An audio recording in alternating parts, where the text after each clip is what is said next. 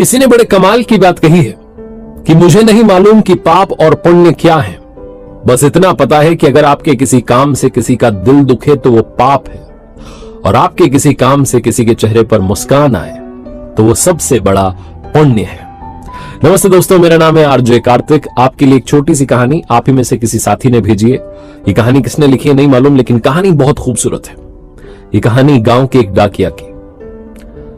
एक postman uncle जो कि बरसों से डाक बांटने का काम कर रहे थे, चिट्ठी बांटने का काम कर रहे थे, लेकिन आज उनके पास में एक ऐसी चिट्ठी आई थी जिस पर नया पता लिखा था। इस पते पर आज तक उन्होंने कभी कोई चिट्ठी पहुंचाई नहीं थी। सारी चिट्ठियां बांटने के बाद वो उस घर पहुंचे जहां का पता लिखा हुआ था, उस नए पते पर पहुंचे। दरवाजा खटखटाया, आवाज देकर के कहा, पोस्टमैन, चिट्ठी आई है। अंदर से एक लड़की की आवाज आई कि काका, दरवाजे के नीचे से चिट्ठी फेंक दीजिए। पोस्टमैन साहब जो थे, इनको गुस्सा आ गया कि मैं इतनी दूर से चिट्ठी देने के लिए आया और ये अंदर से महारानी साहिबा को यहां तक आने में जोर आ रहा है। कहने लगे, अरे रजिस्ट्री है, हस्ताक्षर करने पड़ेंगे, बाहर आओ।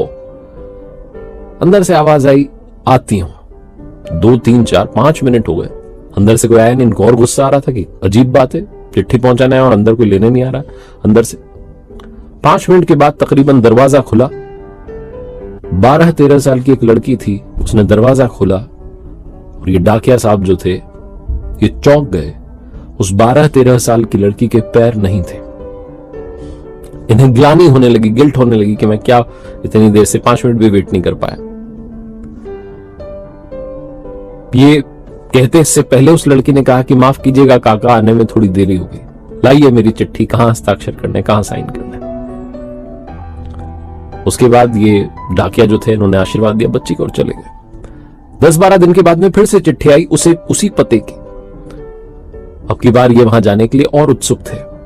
पोस्टमैन साहब वहां पहुंचे, दरवाजा खटखटाया और कहा, चिट्ठी है, दरवाजे के नीचे से फेंक रहा हूं, मत आना दरवाजे तक। तभी अंदर से आवाज आई, अरे काका रुको रुको रुको, आपको जाना नहीं है, रुको, आप जाना मत, मैं चिट्ठी लेने के लिए खुद आ रही हूं। 2-3 मिनट के बाद में वो लड़की आई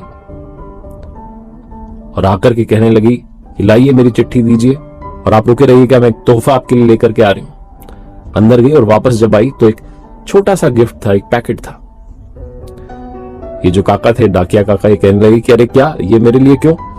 लड़की ने कहा, आप रख लीजिए, ज्यादा कुछ मत बोलिए, अपने दफ्तर जाकर के खोल लीजिएगा, तब तक नहीं, वादा रहा। ये जो पोस्टमैन साहब थे, बच्ची को आशीर्वाद देकर के अपने दफ्तर आ गए। दफ्तर आकर के गिफ्ट खोला, वो बॉक्स खोला तो उसमें इनके लिए चप्पलें थी। नंगे पैर डाक बांट रहे थे, किसी ने ध्यान नहीं दिया, लेकिन उस बच्ची ने ध्यान दिया और अपने काका के लिए चप्पल गिफ्ट कर दी। इनकी आंखें नम थी, रो रहे थे और सोच रहे थे कि उस बिटिया ने मुझे चप्पल तो गिफ्ट कर दी, लेकिन मैं उसके लिए पैर कहां से लाऊंगा। और इन्हें फिर से वो बात याद आने लगी जब वो 5 मिनट भी वेट नहीं कर पा रहे थे, गुस्सा कर रहे थे। छोटी सी कहानी है, लेकिन ये कहानी सबसे बड़ी बात सिखाती है कि आज के जमाने में संवेदनाएं, इमोशंस जिसे कहते हैं, वो मर गए, इमोशनलेस हो गए। हम बहुत जल्दी जज करने लगे हैं, बहुत जल्दी लोगों के बारे में राय बनाने लगे।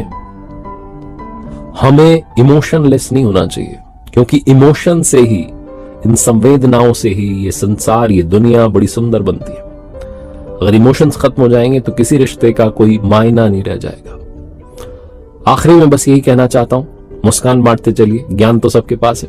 ऊपर वाले के आशीर्वाद के साथ, अपनी सच्ची मेहनत के साथ और अपनों के प्यार के साथ कर दिखाओ कुछ ऐसा कि दुनिया करना चाहे आपके जैसा।